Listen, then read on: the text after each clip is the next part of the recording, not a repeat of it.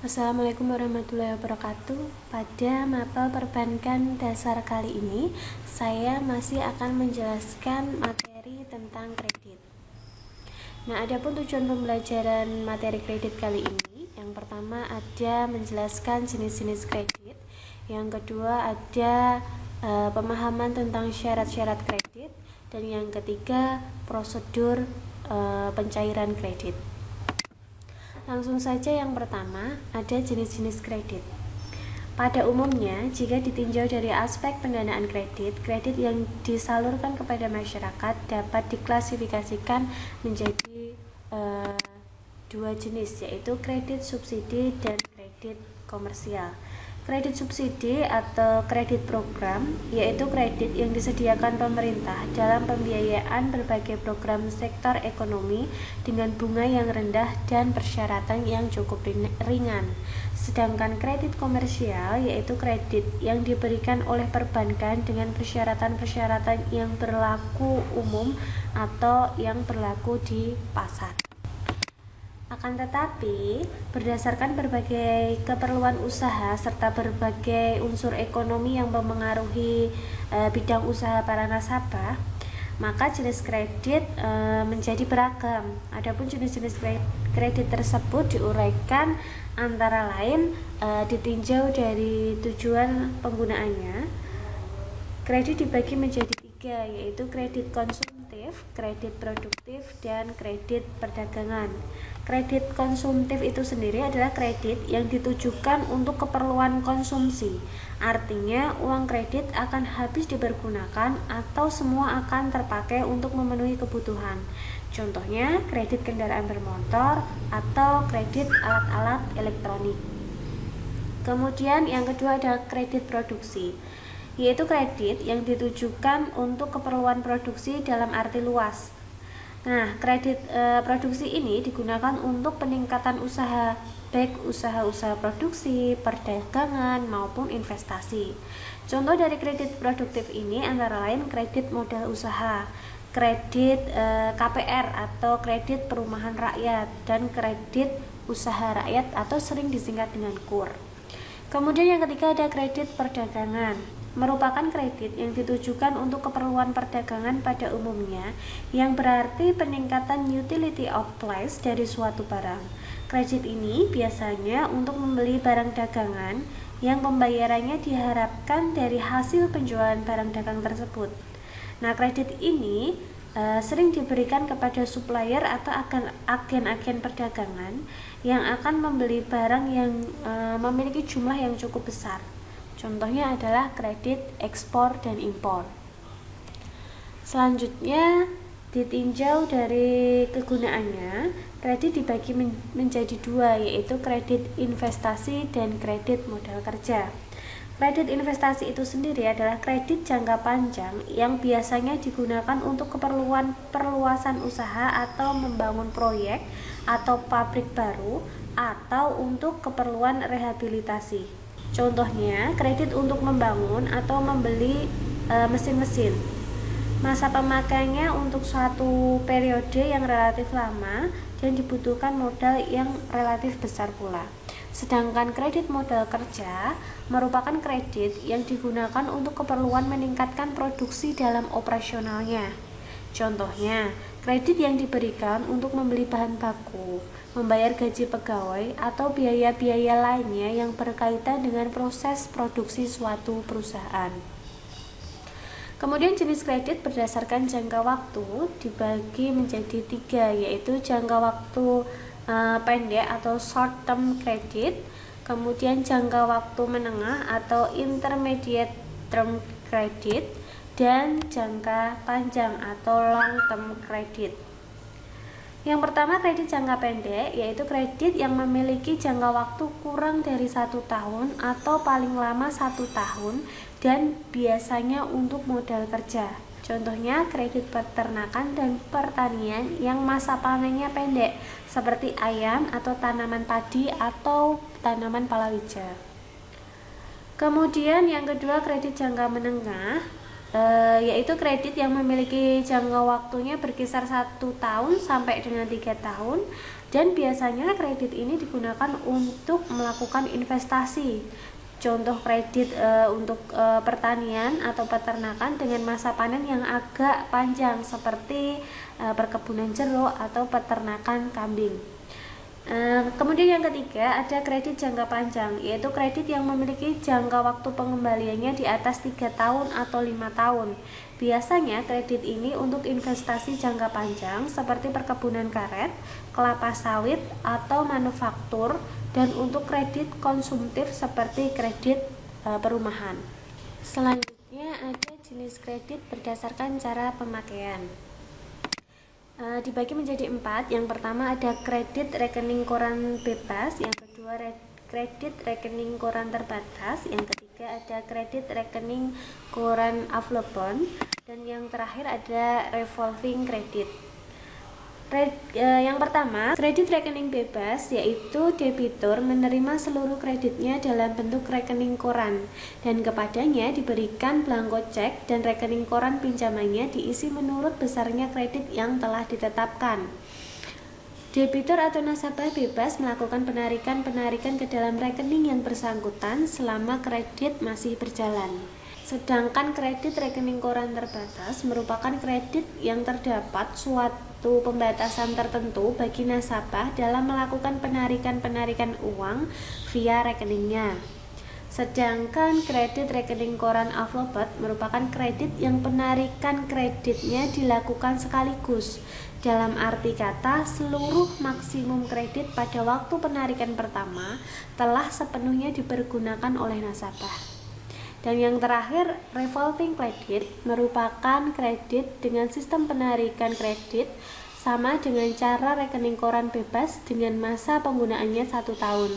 Akan tetapi cara pemakaiannya yang berbeda. Kemudian selanjutnya ada jenis kredit berdasarkan jaminannya. Yang pertama ada kredit tanpa jaminan, dan yang kedua ada kredit dengan jaminan. Kredit tanpa jaminan merupakan kredit yang diberikan tanpa menggunakan barang atau orang sebagai agunan atau jaminan. Kredit ini biasanya diberikan dengan melihat prospek usaha dan karakter serta loyalitas atau nama baik calon debitur selama ini. Yang kedua, kredit yang diberikan dengan suatu jaminan. Jaminan tersebut dapat berbentuk barang berwujud atau barang tidak berwujud atau jaminan orang. Artinya, setiap kredit yang dikeluarkan akan dilindungi senilai jaminan yang diberikan oleh calon debiturnya. Selanjutnya masih lanjut di jenis-jenis kredit.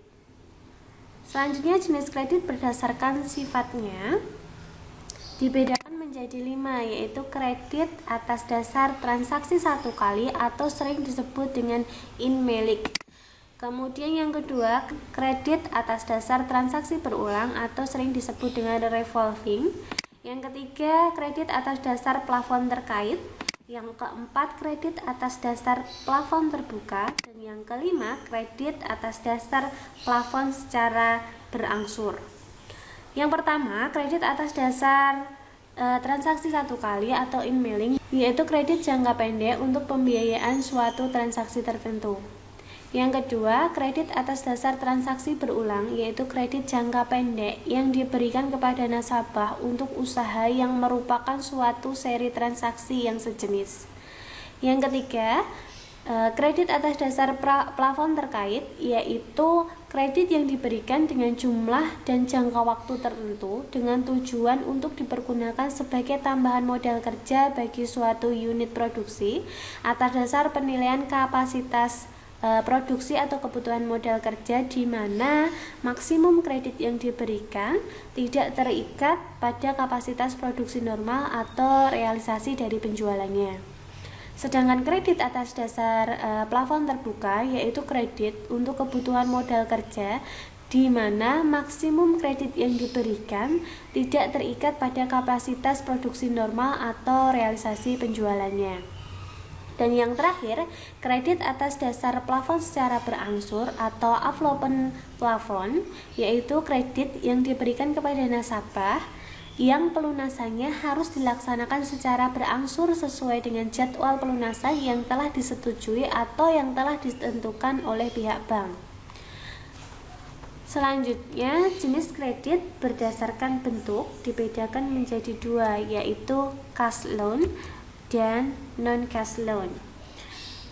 Cash loan sendiri yaitu pinjaman uang tunai yang diberikan oleh bank kepada nasabahnya, sehingga dengan pemberian fasilitas ini, bank telah menyediakan dana yang dapat digunakan oleh nasabah berdasarkan ketentuan yang ada dalam perjanjian kredit.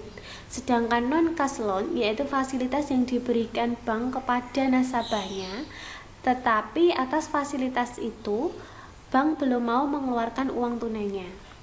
Selanjutnya, jenis kredit berdasarkan sifat fasilitasnya dibedakan menjadi dua, yaitu committed facility dan uncommitted facility. Committed facility yaitu suatu fasilitas yang secara hukum bank diperjanjikan kecuali terjadi suatu peristiwa yang memberikan hak kepada bank untuk menarik kembali atau menangguhkan fasilitas tersebut sesuai surat atau dokumen lainnya. Sedangkan uncommitted facility yaitu suatu fasilitas yang secara hukum bank tidak mempunyai kewajiban untuk memenuhinya sesuai dengan yang telah diperjanjikan. Selanjutnya, jenis kredit berdasarkan akad. Yang pertama ada pinjaman dengan akad dan yang kedua ada pinjaman tanpa akad. Pinjaman dengan akad adalah pinjaman yang disertai dengan suatu perjanjian kredit tertulis antara bank dengan nasabah, yang antara lain mengatur besarnya plafon kredit, suku bunga, jangka waktu, jaminan, cara pelunasan, dan sebagainya. Sedangkan pinjaman tanpa akad yaitu pinjaman yang tidak disertai dengan perjanjian tertulis baik dari pihak bank maupun dari nasabahnya.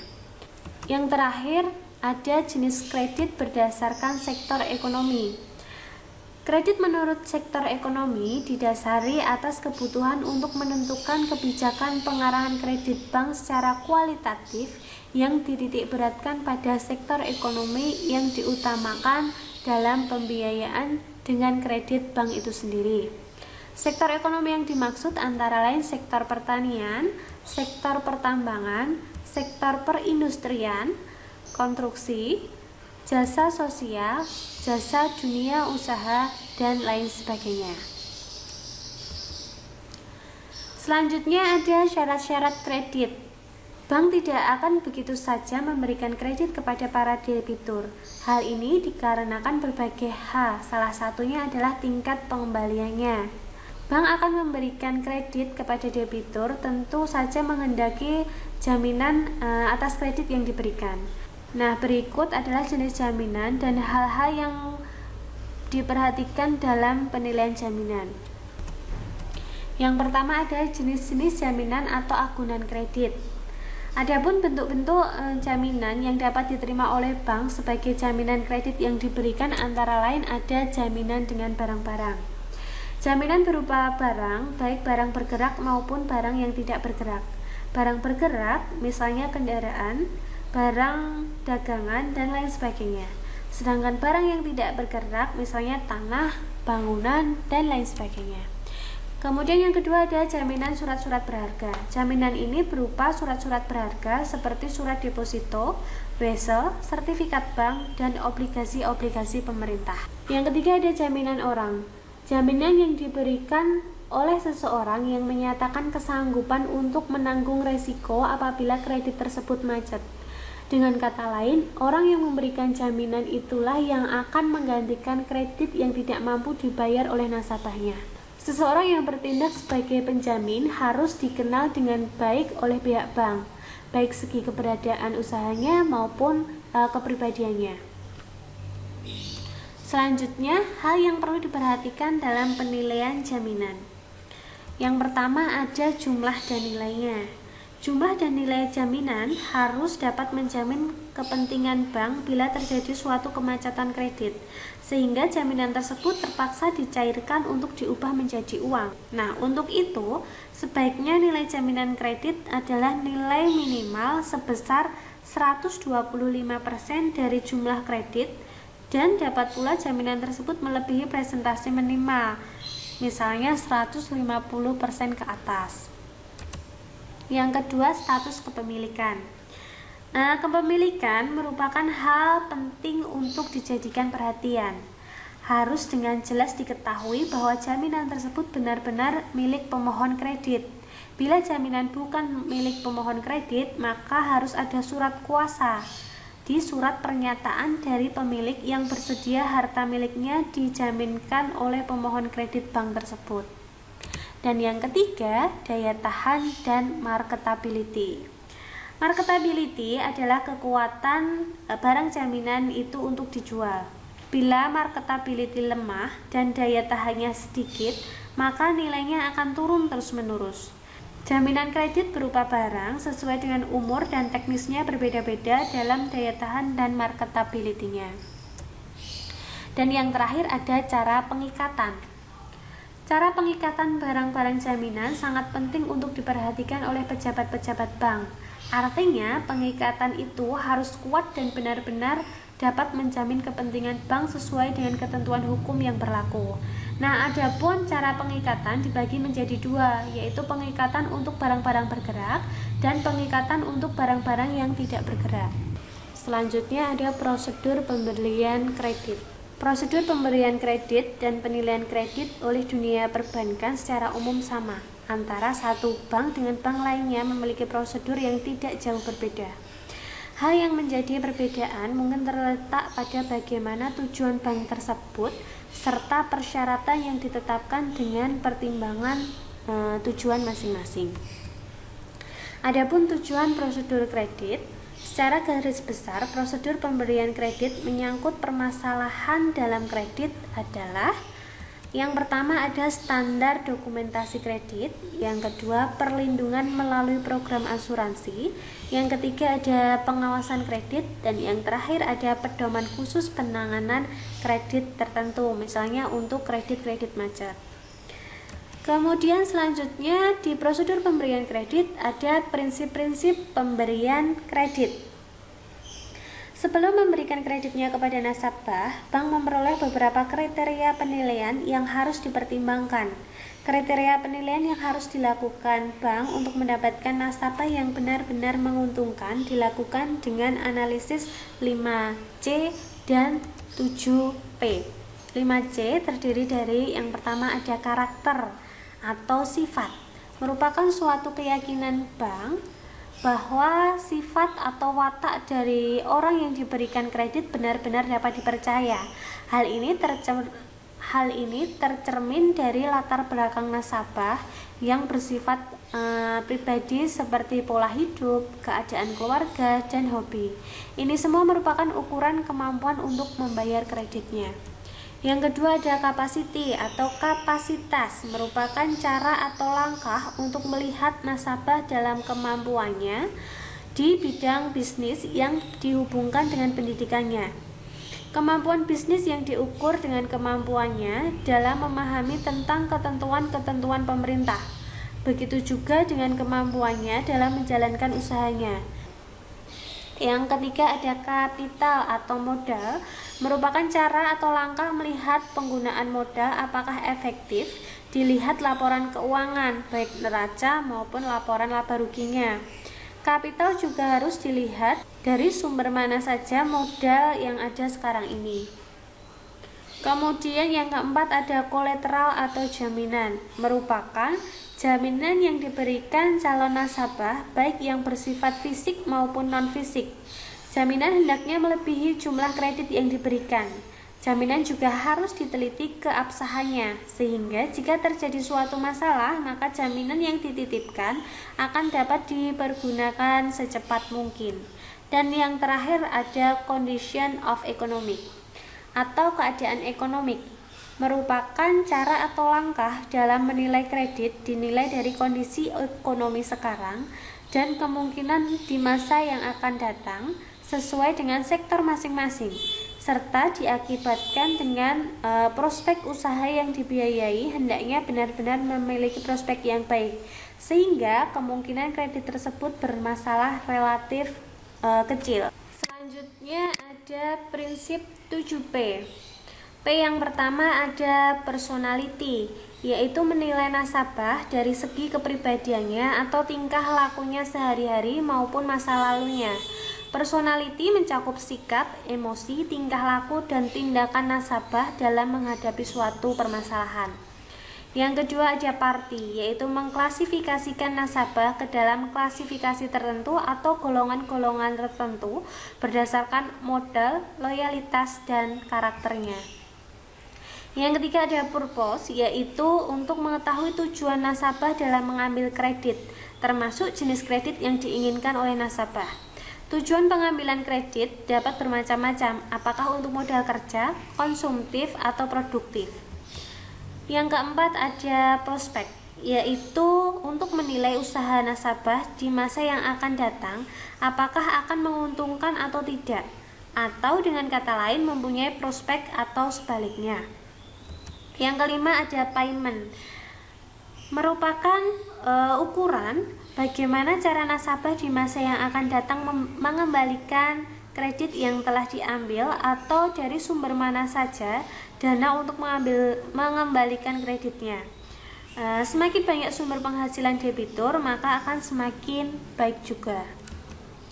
Kemudian yang keenam ada profitability, merupakan cara untuk menganalisis bagaimana kemampuan nasabah dalam mencari laba atau keuntungan.